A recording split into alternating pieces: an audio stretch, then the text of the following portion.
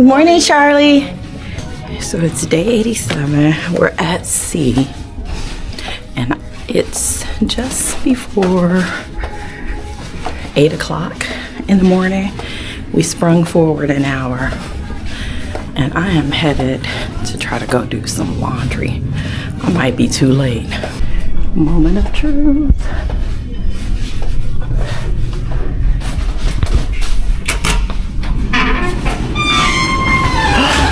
We got it! Yay! Da, da, da, da. We did it, y'all. Success. Perfect timing. I remembered everything, got all my stuff.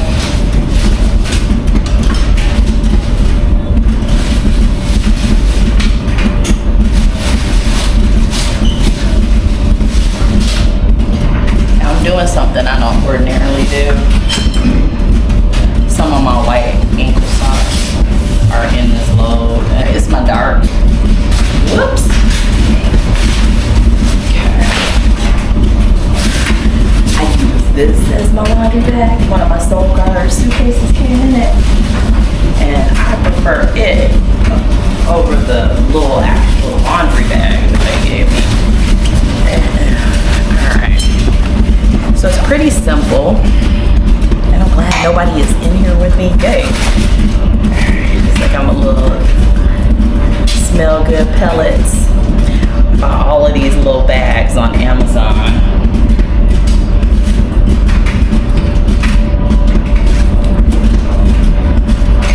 Oh, something interesting. When I was in here the very first time, I met an Australian man, and they use detergent sheets. They kind of look like fabric softener sheets, but they're for the detergent. Oh wow, we got everything in there. Okay, we want cold. Yep, that's what we want. Okay, now they have that you know, the tab for your medallion, because this is how I have to pay to do my laundry. They have it, it's like way back here, so I couldn't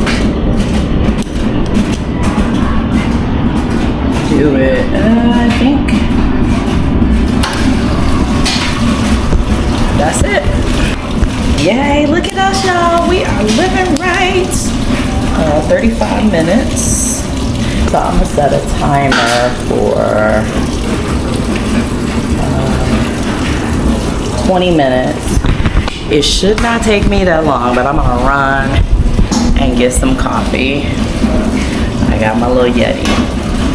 The first day that I tried to do it was a week ago yesterday, and I made the mistake of coming at like 2 in the afternoon. So this is the wash time. This is what the room looks like. You can buy your laundry detergent and fabric softening. There's a sink. And then you have a washer, a dryer, a washer, a dryer. So, and they're on each of the passenger deck, cabin decks. So, rather nice. And I need to find out, like, you know, this is my first time doing a sailing of this length, so I don't know if they're even on other ships that just do shorter sailings. Something to think about, because you could pack a little less. Let's go get some coffee and some breakfast, or at least some coffee.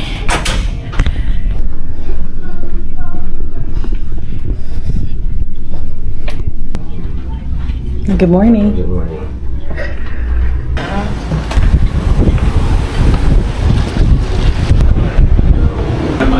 Eugene, good morning. What did you see yesterday? The cultural tour. I just did a tuk-tuk. Well, I was going to say you were really late getting off the ship, or was that your second outing? No, that was my first. Okay. Uh-huh. I had fun. What'd you do? It was hot. We just walked around. Yeah. Kind of checked everything out. It was nice. Yeah, I drove around. I went to Zaria's homes and actually got to meet her son. Really? He was at the second stop house that we went to. Did you do an interview with him? Or? Yes. Awesome. Look, you okay with being on camera? Because you're on. I think I see the live recording. Yeah. It's fine. Yeah, I just threw some clothes in the washer. Be careful, another 2 people got thrown in the brig. For what? Fighting in the laundry. Really? I heard that. They did it the first leg, and apparently he was just telling me that somebody Nothing got like tossed fight in the yesterday. laundry. Somebody was fighting yesterday? Yeah. There was another incident where they put downstairs in the lock-up. What? Yeah, they that throw was them in about the brig overnight and they fight. About a month ago. So don't fight in the laundry. That's nuts. Fighting in the laundry. No, I have 14 minutes, and this is actually giving me 15 minutes. Show up about 5 minutes early. Listen, Don't actually trust that. They're normally about 5 minutes over. No. It's like- This is, I set it for 20. A 20-minute when I put my clothes in, and it's a 35-minute cycle. Yeah. So I'm giving myself 15 minutes. One lady said that her laundry ended a little early. She showed up, and apparently somebody was moving her laundry out, and they got into it. Yeah, that's why I did a 20-minute timer instead of 30, just in A case. couple people just sit in the laundry and read a book now. Well, listen, that's where I'm getting my coffee, and I'm going. So, ciao. Ciao. Ciao, ciao. I got my coffee.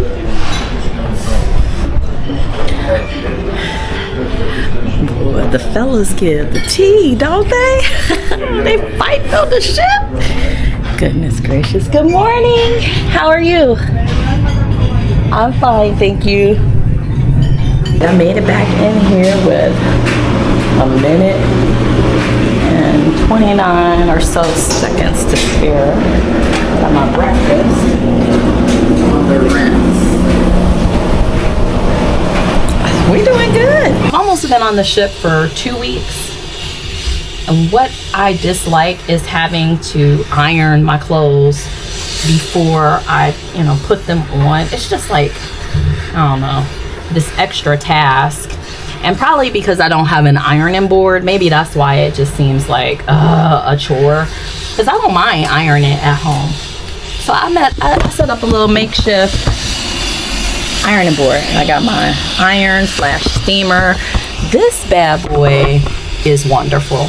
I found it on Amazon, and you can adjust the head like that, and it's got a little plate, and it came in a little, it has a felt travel bag.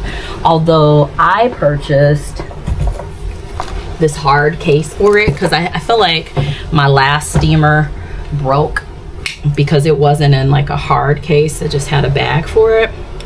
So today I am just going through and ironing all of my clothes, because I had those compression bags.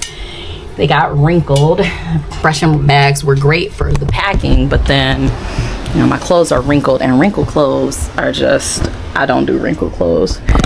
So I got everything pulled out. I kind of rearranged my closet to just make space because I'd rather hang my shirts up. So I folded my pants, took them off the hangers, and now I'm just going through. I don't have anywhere to be. I figure I do this so then when I have those sea days or port days, whatever, when I need to change, I don't have to be trying to iron on the side of the bed. So I pulled in the table from the balcony, and this is my board, and I'm going to work. It's got a little reservoir where it's kind of difficult to change it. You have to like push it in and watch it work right now. Well, maybe it's not. It's like you have to push it in and then slide it down. It's really kind of awkward, but other than that, no complaints. It gets the job done nicely. Because I'm doing like all of my clothes, I've had to refill it. I think I've already refilled it twice, but normally I might just do it once, but I'd rather just have it all done. I'm gonna be here for another 3 weeks, so I highly recommend getting one if you travel a lot and need to have that flexibility. Because sometimes what I found is that, well, definitely on the ships, this is the first time that I've ever seen like a laundrette, is what they call the laundromat, on a ship. I don't know if they're on other vessels that are, say when you're traveling for like 7 or 8 days. And I think you could maybe ask your cabin steward, but you just don't have that, flexibility. So I like bringing my own stuff with me because it just, I have it when I need it. I don't have to go and ask anybody. You guys, the comments from the last video about the crew, or a previous video, because it wasn't the last, have been still pouring in, and people are still engaging, and I appreciate it. And then I posted a video about, my resignation and leaving the corporate industry, and getting a lot of engagement there too. So now I guess we're going to talk about a couple of things. We're going to talk about being a married woman solo traveling, because the comments about that, there have been just, a couple one-offs here and there that, they thought that it was strange for a married woman to solo travel. And I would want you to think about something. People automatically assume that this trip is totally for pleasure, and that is a very false misconception. This is also a business trip. First and foremost, it's a business trip, if I'm going to tell you the truth, because I really was not in the position to spend the money to do this, honestly. But the opportunity presented itself, and I am growing my business. And my business is rooted in teaching women how to solo travel, teaching married women how to solo travel. So this opportunity it came, and you have to invest in your business. You have to spend money to make money. So it started as a business trip. It also happens to be taking place as I turned 50. So it was a lot of things, checking multiple boxes, and just an opportunity that I couldn't pass up. Now, if I were in the military and had to be deployed for 8 months, I don't know that anybody would say, oh, I think that it's strange that she's married and she's deployed for 8 months. Would you? No, you wouldn't. I doubt it. You would be like, oh, thank you for your service. I know you can't wait, or, whatever.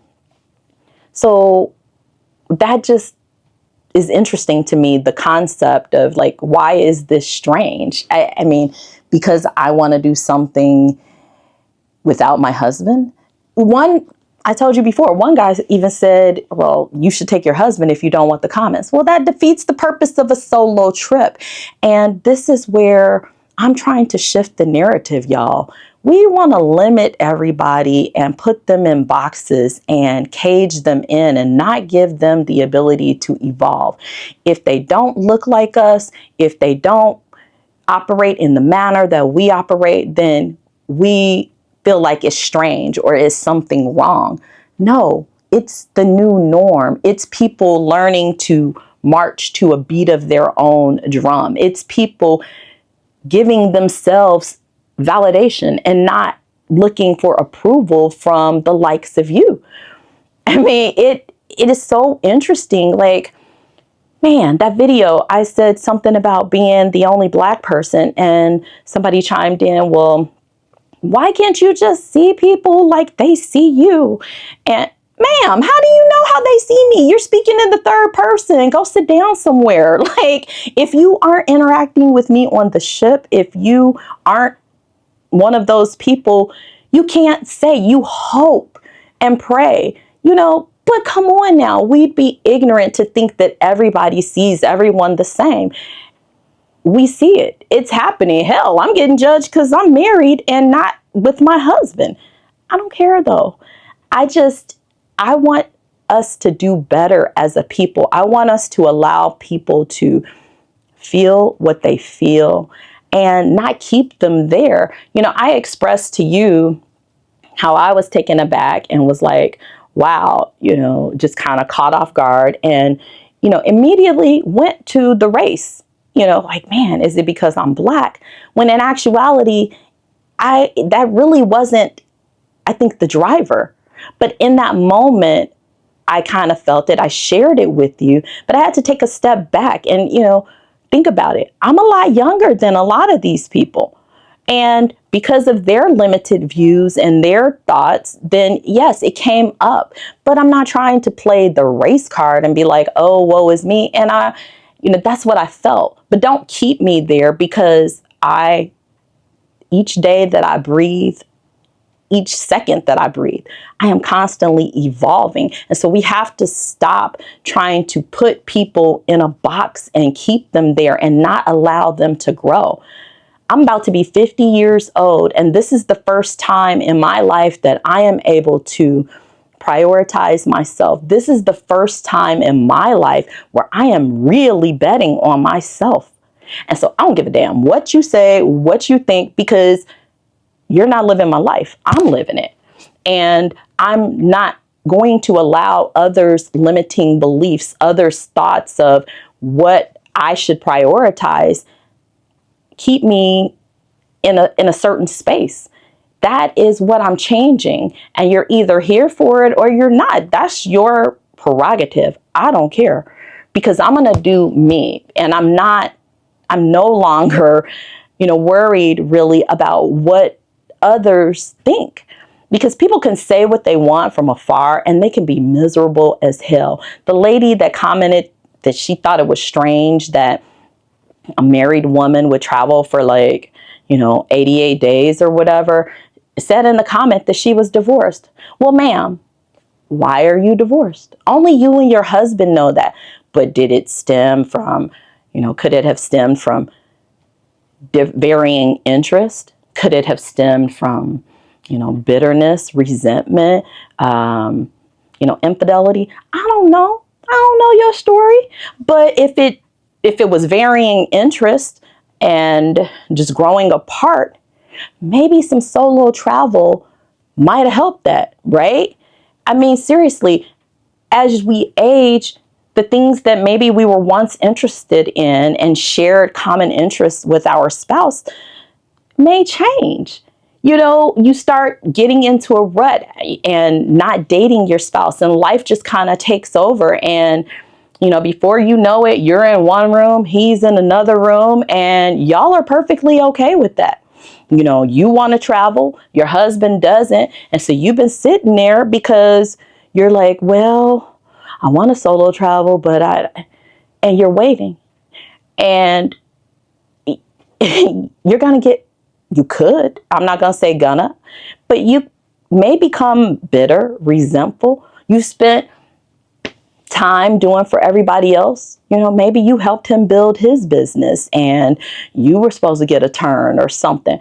I don't know. Every story is different. But you know what I'm no longer doing? I'm no longer living my life based on the fact that, I am married when it comes to my ability to travel. For a long time, I would have to look at the calendar and see, is this a kids' weekend? And we call the kids' weekends the weekends that my husband's children, my stepchildren, bonus children would come over. And it was a lot. I would always have to look at the calendar. Well, when is the break? We have a shared calendar. I would ask my husband, well, when is this break? When are they coming? Because it wasn't on there. And I wasn't accustomed to living my life based on this calendar and what I could do in terms of taking a trip. And that made me become very resentful and bitter at times, because I felt like he prioritized the children over our marriage. And I'm sure people are going to have thoughts about that, but that's the honest truth. And it got to the point, I don't want to live like that. I married you, and I even said when we were dating, like we hadn't even started dating, we were just colleagues and we were out to lunch. And it's funny, I said, I could never date a man like you because you have too many kids. And now the joke is you couldn't date me, but you could marry me. But there was some truth in that. But I allowed myself to fall in love. And, so yes, I knew that. And at the time, this was almost 15 years ago, 14 years ago, that's what I felt. But then time passes and you find yourself, like I said, constantly checking the calendar. Is it this or is it that? And trying to see, well, how can I plan this and, work around? Because unfortunately, the other parent is not very agreeable. And sometimes my husband would just try to keep the peace and not rock the boat. And that used to grind my gears. I'm going to keep it real. It grinded my gears. It made me so upset because I felt like he would be agreeable to her, but then when he wanted something, it was unreciprocal, and it just pissed me off. And so we've been married 10 years, but think about I'm looking, anytime I want to do anything, I'm checking the calendar for the schedule. That's a lot, y'all. That is a lot. And yes, I knew that he had the children. You don't know what you don't know until you go through some things. And, I love my husband. And last year was really difficult for us, and a lot of people would say, hang in there. The kids are going to grow up. Hang in there. You don't want to let go of your marriage because of the kids. Don't let them come between you all. Don't. And that is so true. And so out of it, I've just begun doing my own thing because I can't live my life based on my husband's actions and what he prioritizes, and that was difficult, a difficult concept initially. But I think we've both gotten to the point where we are okay with it because we love one another enough. Our relationship is rooted in trust, and we are better. We've been great together, but we have different interests. Likewise, when I'm at home, now that I'm out doing my own thing and pouring into myself, it just makes me, I feel like a better wife, a better mother. I'm up every morning making my husband breakfast daily, 6 o'clock in the morning, because he's leaving the house, he's going out to work. And so my solo travel has helped my relationship. And if it's a strange concept, it's strange. But if you're married and looking or divorced, ask yourself, would this have helped my relationship if I did it at that time? Don't be so quick to look at it as strange, because guess who's married and loving her husband and in love with him? This girl is married. Yep. So yeah, that's what I want to say about the married girl solo travel, married woman, because I'm not a girl, I'm a woman. I'm a whole woman, about to be a 50-year-old woman. And this second half of my life is all about living it how I want to live it, creating the life I want to live. The first half was lived out of necessity. Young kids, single mom, you got to do what you got to do.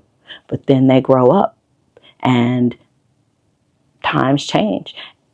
And so then that's where we are, betting on myself and figuring it out in real time and sharing it with you.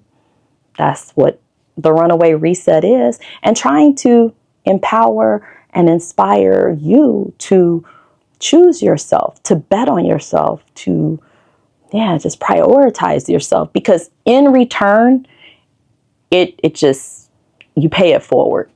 You may not even realize it, but people around you see the difference in you. And if you're happy, happiness is contagious. If you're bitter, that's a horrible place to be. I've been there. So I wish you nothing but happiness, and I wish you opportunity and opening your eyes and just seeing new things. I wish you evolution. And I pray that you just don't keep people in a box. Let them feel what they feel. Let yourself feel what you feel. And then, move through it.